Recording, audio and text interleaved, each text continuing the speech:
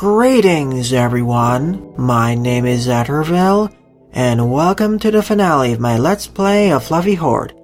During the last part, I completed up to the level Colony, so in this episode, I'll continue onwards with level 99 Wacky. Now, I did complete this level once before, hence the medal, but for some reason the recording got corrupted. For this mission, we need to defeat all 4 of these ice screams.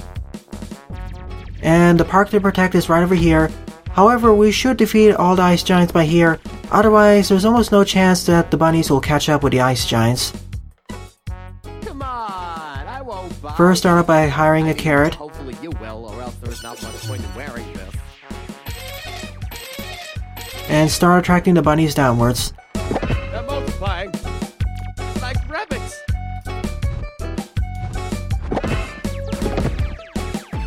I'll be back.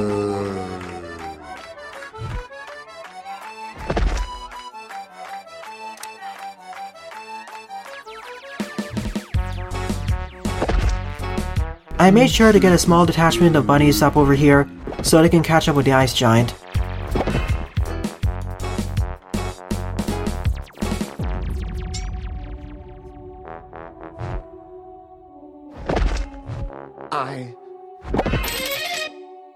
Come on, I won't buy. I mean, hopefully you will, or else there is not much point in wearing this. They're multiplying. Never thought. Like rabbits. Charging at 50 bunny. Is anybody One left. hungry? This is going a lot better compared to my first successful attempt at this mission.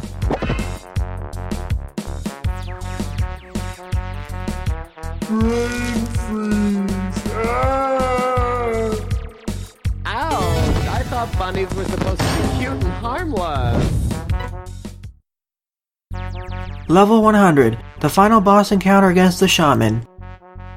We have a huge bunny over here, and win within 1 minute and 45 seconds. The blue fire marks the target, we have a princess to protect, and several soldier hiring stations, and a bunch of chickens. He actually has a carrot unit tied to the stick. I should keep the princess next to the knights. Dedicate several soldiers to protect the princess full time.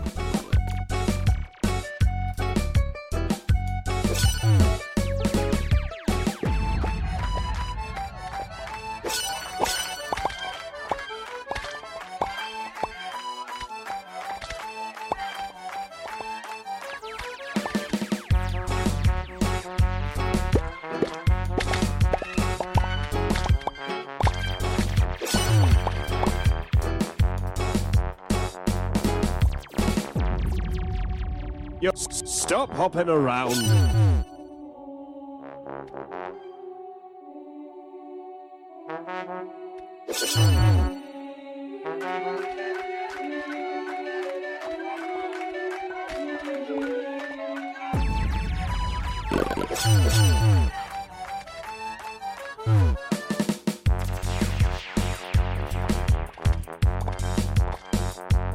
Alright, the princess is the next target. Better keep her guarded.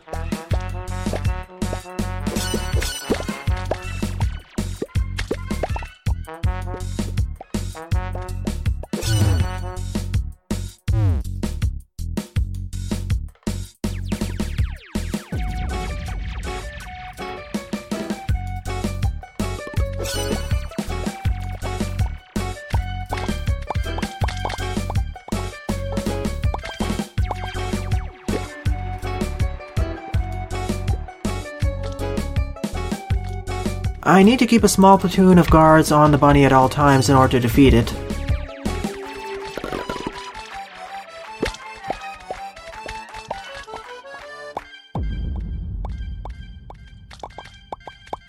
Stop hopping around.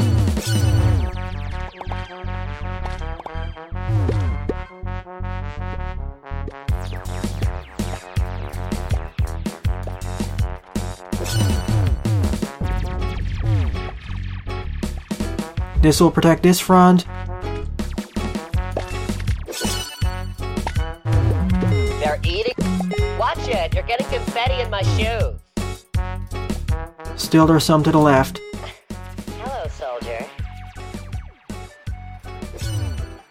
And I'll send 3 guards onwards to deal with the Ultra Bunny. Begone, sweet creatures.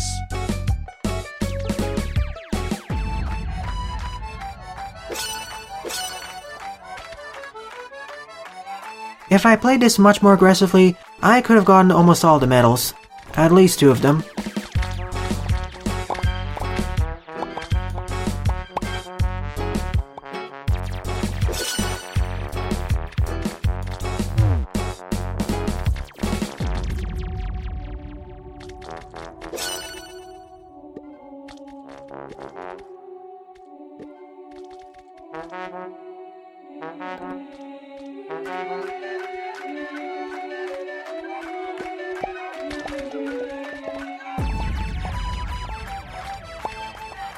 You stop hopping around.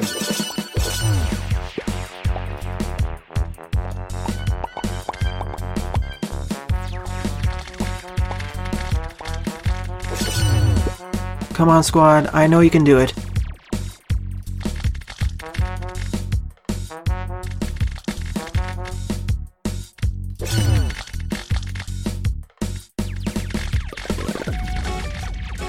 As time goes by, that Ultra Bunny seems to summon even more dangerous bunny companions. Stop hopping around. Victory! This won't work on me. Wait, stop! We'll all be doomed! No way, Shaman. We have basically won here. Your bunny is a hit away from death. I can see that he has 1 hit point from here.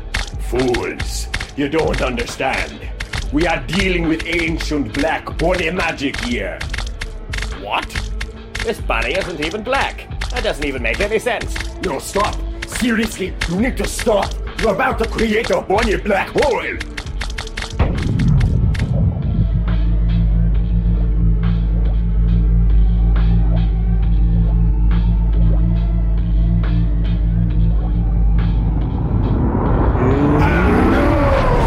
My everything!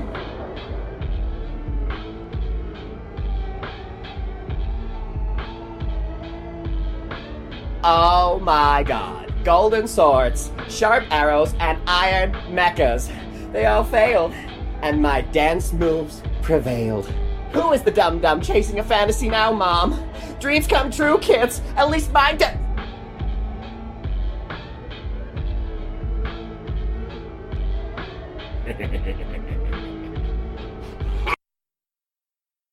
Well, that was unexpected.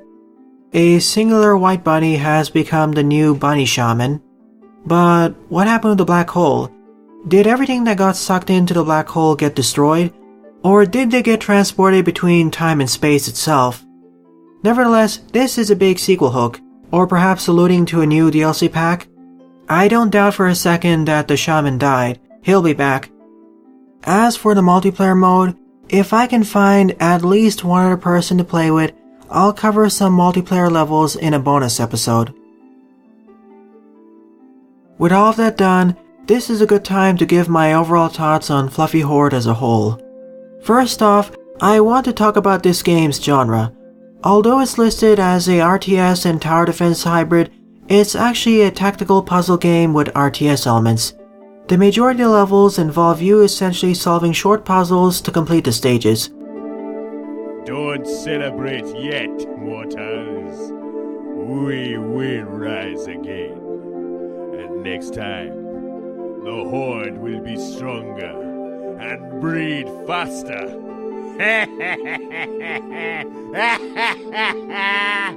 You could classify this as being one of the simpler RTS titles, as it does feature hiring and upgrading units, differing unit types, gold generation, and direct control over most units.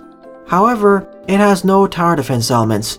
Oh sure, you can directly manipulate many of the contraptions and platforms and use them as makeshift defenses.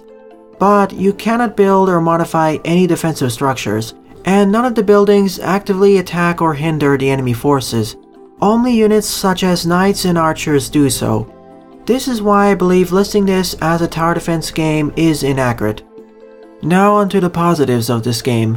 When I first heard about this title and viewed the initial gameplay, I thought it'd play relatively safe and only use most of the conventional RTS tropes.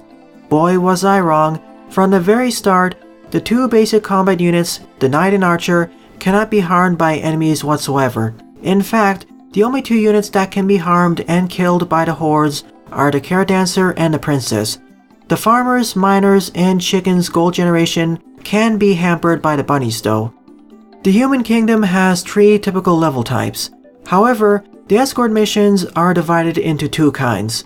One where you have direct control over the unit, but she's vulnerable to the bunnies, and another where the unit moves on its own, but is immune to the hordes.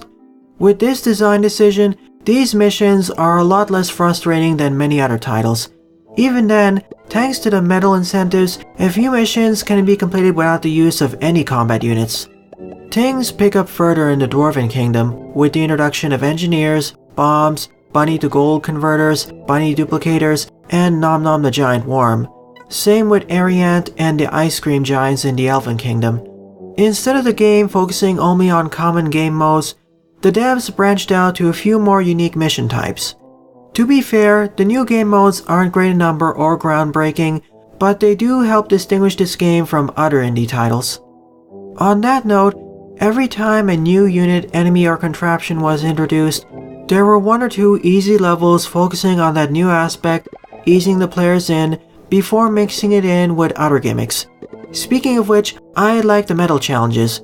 They add replayability to the levels and force players into choosing smarter strategies. That way, the base game isn't too difficult for most players, while still giving expert players something to aspire to. Trust me, some of these medals are quite difficult to attain, especially some of the all-in-one ones. Now, as for what I'm indifferent to, the pixel art used by this game gets a meh from me. The graphics are perfectly serviceable, and I like how several environments have Easter eggs in them, yet I wish the graphics for everything were more detailed, especially the units. The music was okay as well, though the later kingdoms should have had more than one background song. Only the Human Kingdom had more than one background track. Also, a few units barely received some time to shine. For instance, Hilda. Thankfully, most other units received at least a decent time in the limelight. Now, as for what I didn't like about this game, the difficulty balancing was off. World 1 was mostly fine, but things started getting awry in World 2 and beyond. I understand temporarily dropping the challenge level to introduce new units or objects, but some levels are significantly more difficult than ones preceding or succeeding it. In fact, I say that World 4's hardest levels are easier than World 3's. And I still say that World 2's boss battle was the hardest out of the 4 boss encounters.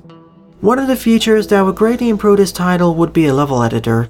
There are many unit, enemy, and contraption combinations that weren't explored in the 100 campaign levels. The integration of Steam Workshop would boost this game's longevity, provide post-game content outside of the multiplayer, and further distinguish this game from its peers. Overall, I enjoyed playing through this game. Because of its focus on smaller puzzle/gimmick-oriented levels, as well as its quirky humor and mechanics, it reminds me of older Flash web games and mobile titles.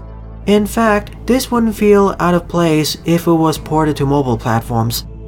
As it stands right now, outside the medals and multiplayer, this is more of a play it once and move onwards kind of game. Therefore, I'd recommend you only buy this game on sale unless you really enjoy the gameplay. Thank you all for watching my Let's Play of Fluffy Horde, viewers. If you enjoyed my Let's Play, please rate, favorite, comment, and or subscribe, as they all help out the channel. Don't forget to follow me on Twitter as well, as I regularly post updates there. Once again, thanks for watching, and see you all in the next Let's Play.